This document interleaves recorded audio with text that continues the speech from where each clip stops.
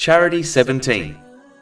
In a narration found in Sunan Abu Dawood, number 2511, the Holy Prophet Muhammad, peace and blessings be upon him, warned against greed. This can lead one to withholding the obligatory charity, and this only leads to destruction in both worlds.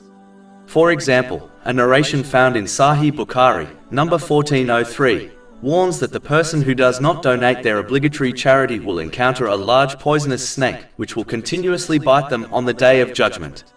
Chapter 3, Ali Imran, verse 180. And let not those who greedily withhold what Allah has given them of His bounty, ever think that it is better for them. Rather, it is worse for them.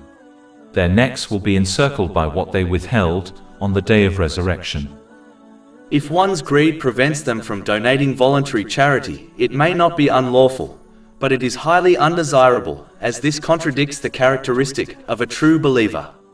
Put simply, the stingy person is far from Allah, the Exalted, far from paradise, far from people, and close to hell. This has been warned in a narration found in Jami' at-Tirmidhi, number 1961.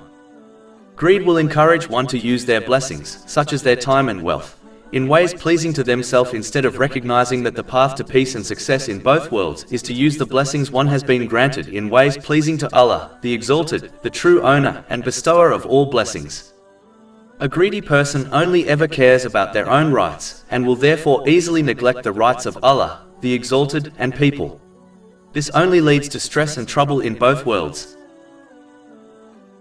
Over 400 free ebooks, audiobooks, infographics, podcasts and blogs available on our website, www.shakepod.com.